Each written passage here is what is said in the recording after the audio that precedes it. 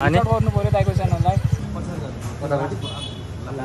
Okay thank you कपाल heroine बन्न पर्यो है। हेलो एभ्रिवान, स्वागत छ फेरि मेरो अर्को भिडियोमा। आज म धेरै दिन नभनौँ, सायद मेबी अराउन्ड 10 डेज पछि फेरि अर्को नयाँ ब्लग लिएर आएको छु तपाईँहरूको माझमा। आजको ब्लगमा चाहिँ त्यस्तो खास चाहिँ धेरै इन्ट्रेस्टिङ छैन, तर एउटा कुरा चाहिँ एकदम इन्ट्रेस्टिङ छ। आज दुईवटा काम छ। पहिलो काम चाहिँ आज अहिले एयरपोर्ट जानुपर्ने छ, यो बुद्ध एयरलाइनको अफिसमा। त्यहाँ भरतपुरबाट दाइले मेरो एउटा सामान कुरियर गर्दैछ, त्यो रिसिभ गर्नुपर्ने छ। अनि त्यसपछि हामी फेरि अर्को एउटा अझै काम छ। त्यो काम चाहिँ एकदम इन्ट्रेस्टिङ छ, सरप्राइज हुनसक्छ धेरैलाई होइन। भाइलाई बोलाएको छु मलाई पिकअप गर्नको लागि, भाइ पनि आउँदै होला। अनि म तपाईँहरूलाई सबै कुराहरू अपडेट गर्छु। अनि साथसाथै यो भ्यू पनि हेर्न सक्नुहुन्छ, काठमाडौँको राम्रो भ्यू। म चाहिँ घरबाट अहिले बाहिर निस्किसकेँ, भाइ चाहिँ त्यहाँ तल कुर्दैछ, किनकि बाहिर मैले त्यहीँ तलै बस्नु भने, किनकि रोड एकदम नराम्रो थियो यहाँ। अब हामी लाग्छौँ एयरपोर्टतिर, के हुन्छ म सबै तपाईँहरूलाई देखाउँछु। अहिले के छ भाइ हालखबर? दाइको च्यानललाई सब्सक्राइब गर्नु पर्यो, लाइक गर्नु पर्यो, अनि गर्नु पर्यो दाइको च्यानललाई।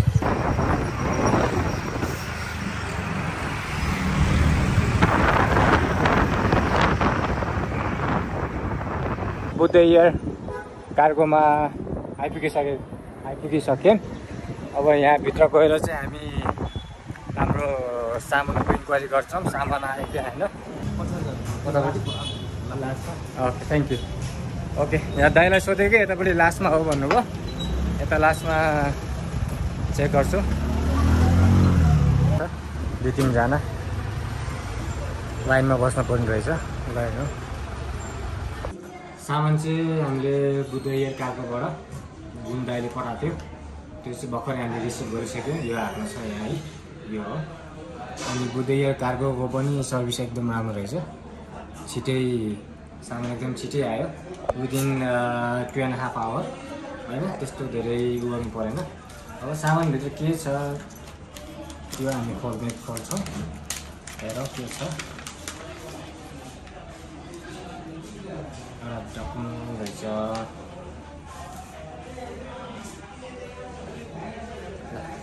सामान चाहिँ यही हो डकुमेन्ट। यो चाहिँ के हो भने तपाईँको बाइक ट्रायल पास भएको लाइसेन्स, जुन नेपाल सरकारले चाहिँ यो डकुमेन्ट होल्डरलाई चाहिँ पर्मिसन दिएको छ कि अब तपाईँले बाइक चलाउन सक्नुहुन्छ। दाजुभाइ चिसो खाइयो, पार्सल पनि ओपन गरियो, हेरियो के रहेछ। अब हामी अर्को ठाउँ जाँदैछौँ। त्यो ठाउँ चाहिँ अब स्पेसली मेरै लागि हो, अलिकति राम्रो देखिनको लागि। अब त्यो कहाँ हो भन्ने कुरा म तपाईँहरूलाई देखाउँछु। अनि त्यो ठाउँ पुगेपछिको वातावरण आउने अर्को क्लिपमा झन् राम्रो देखाउँछु ल। यो चाहिँ तपाईँको अहिले यो चाबेलको जाममा छ मैले हामी। अब अलमोस्ट आइपुग्नु लागिसक्यो।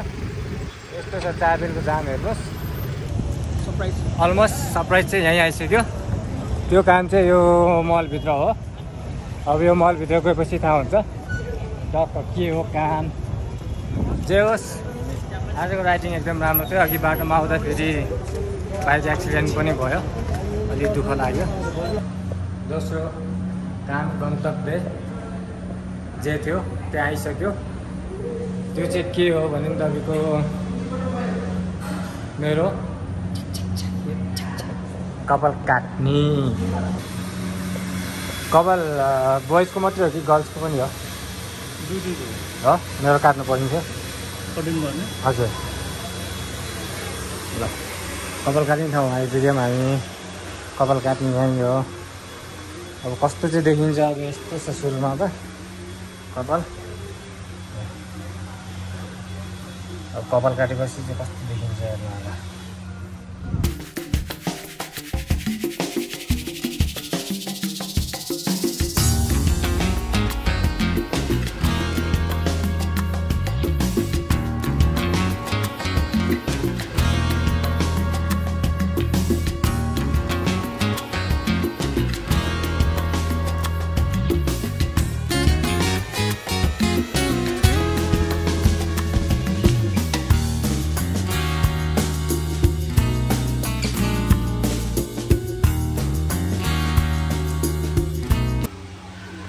आफूले कपाल काट्ने रहर कपाल पाल्ने रहर गरेछ भने चाहिँ नपाल्दा नि हुन्छ। काट्ने बेला लास्टै दुःख लाग्दो रहेछ हेर्नु।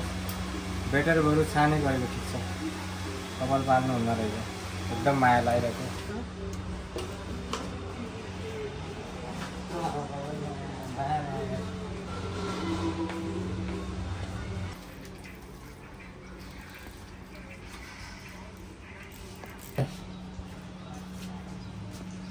कस्तो क्या ठिक छ? फलो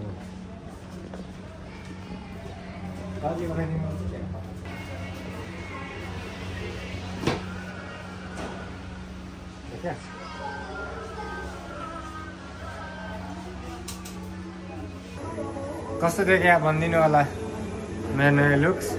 तपाईँले यसै 2.5 वर्षको काटियो आज, हेर्नु सक्नुहुन्छ।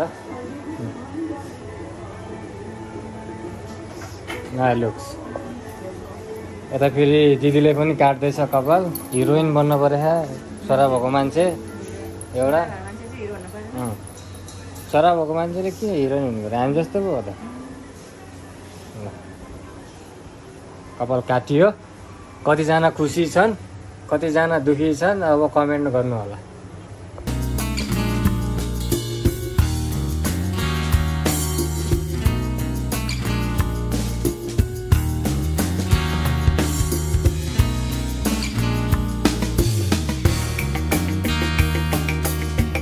दिदीभाइले टक्क कपाल काटिसक्यो।